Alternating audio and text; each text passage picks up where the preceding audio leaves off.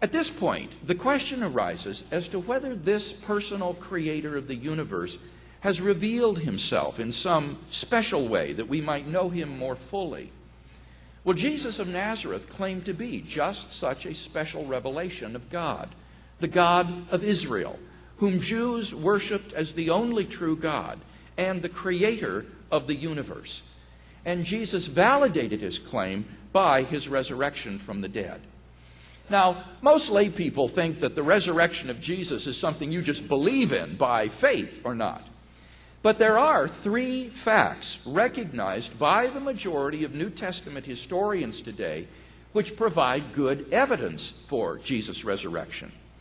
Fact number one, on the Sunday after his crucifixion, Jesus' tomb was found empty by a group of his women followers. Among the many reasons which have led most scholars to this conclusion are the following. One, the fact of the empty tomb is multiply and independently attested by early sources. Two, the empty tomb narrative shows no significant signs of legendary development or embellishment. Three, the fact that it is women whose testimony was regarded as worthless rather than men who are the discoverers of the empty tomb supports the historicity of the empty tomb narrative. Four, the earliest Jewish response to the proclamation of the resurrection presupposes the empty tomb. I could go on, but I think enough has been said to indicate why, in the words of Jakob Kramer, an Austrian specialist in the resurrection, and I quote, "By far, most scholars hold firmly to the reliability of the biblical statements concerning the empty tomb."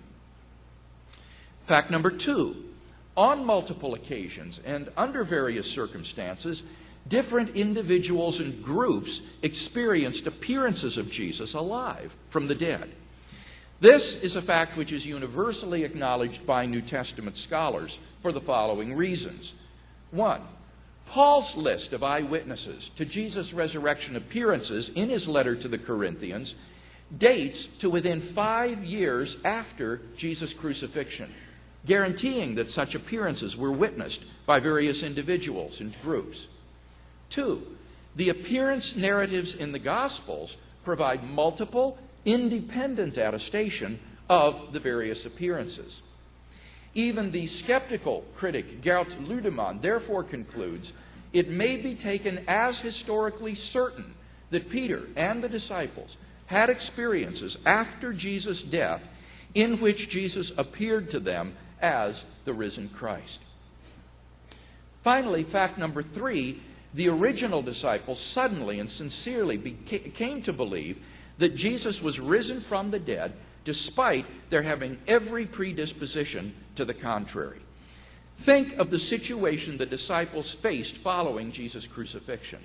Number one, their leader was dead, and Jewish messianic expectations included no idea of a Messiah who, instead of triumphing over Israel's enemies, would be shamefully executed by them as a criminal.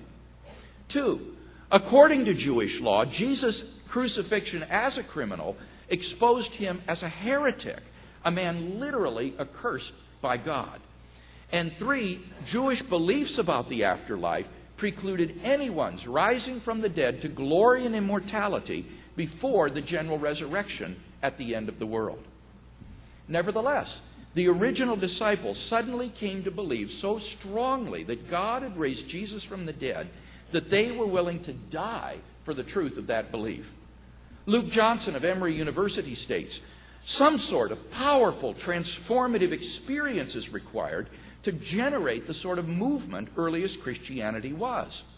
And N.T. Wright, an eminent British scholar, concludes, that is why, as an historian, I cannot explain the rise of early Christianity unless Jesus rose again, leaving an empty tomb behind him.